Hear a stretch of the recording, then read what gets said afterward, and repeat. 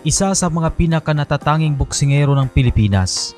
Isang 4 na dibisyong world champion na minsang itinuring na the longest reigning Filipino boxing world champion. Walang iba, yan ay si Donnie Ahas Nietes. Pero bakit nga ba tila unti-unting nawala ang kanyang kasikatan? Kahit na napakalaki ng kanyang mga nakamit. Tara alamin natin ang tunay na dahilan kung bakit nawala ang kasikatan ng alamat na si Donnie Ahas Nietes. Nagsimula si Donnie Nietes sa murang edad at sumikat sa ilalim ng Ala Gym sa Cebu.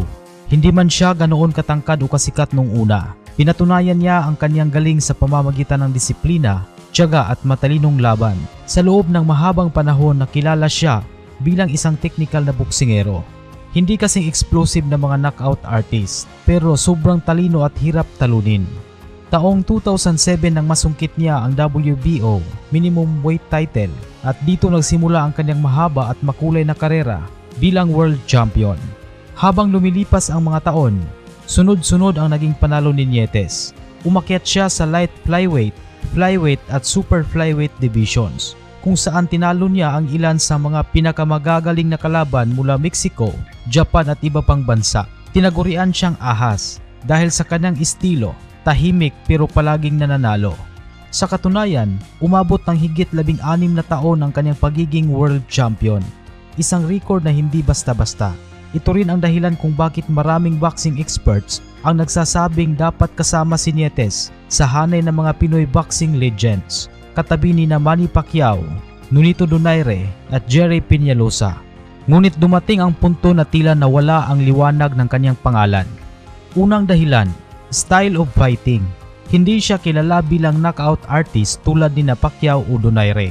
Mas kilala siya sa pagiging counter puncher, defensive at technical fighter. Para sa mga hardcore boxing fans, ito ay kamangha-mangha. Pero para sa casual fans na mahilig sa aksyon at knockouts, hindi ito ganoon ka-entertaining. Pangalawa, exposure. Hindi siya masyadong nabigyan ng malaking laban sa Amerika, kung saan mas madaling sumikat ang mga boksingero. Karamihan ng mga laban niya ay ginanap sa Pilipinas, Dubai o Japan. Dahil dito, hindi lumawak ang kanyang international fanbase. Pangatlo, age factor. Habang tumatanda si Nietes, bumagal din ang kanyang mga laban. Bagamat nananalo siya, hindi na ganoon kadominante at mas pinili niyang maging maingat sa bawat laban. Para sa ilan, naging boring ang kanyang estilo sa bandang huli. At pang-apat, lack of promotion. Nung bumagsak ang Ala Promotions, nawala ng matibay na suporta si Nietes sa media at promotions. Hindi tulad ni Pacquiao na may top rank at PBC backing, si Nietes ay tila naiwan sa anino ng mas malalaking pangalan.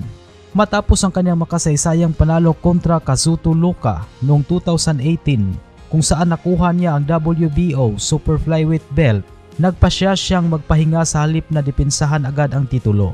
Maraming fans ang nagtaka at nawala ng interes. Pagbalik niya, matagal na siyang wala sa spotlight at bumalik siya na hindi na kasing talim ng dati. Muling hinarap niya si Loka noong 2022 para sa rematch.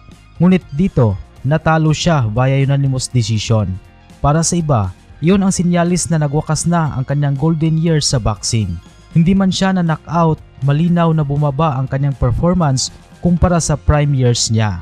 Kaya kung susumahin natin, ang tunay na dahilan kung bakit nawala ang kanyang kasikatan ay hindi dahil kulang siya sa talento, kundi dahil sa kombinasyon ng kanyang fighting style na hindi para sa lahat, kakulangan sa exposure sa international stage, pagbagsak ng promotions na sumusuporta sa kanya, at syempre ang epekto ng edad at oras. Pero kahit ganon, hindi natin maikakaila ang iniwan niyang pamana. 4 na dibisyong world champion, longest reigning Filipino boxing champion, at isa sa pinakamatalinong boksingero sa kasaysayan ng Pilipinas.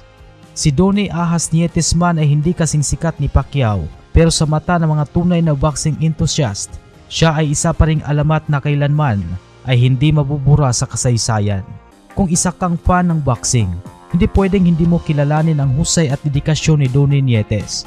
Ang kanyang kasikatan man ay tila nawala, ang kanyang legacy ay mananatiling habang buhay.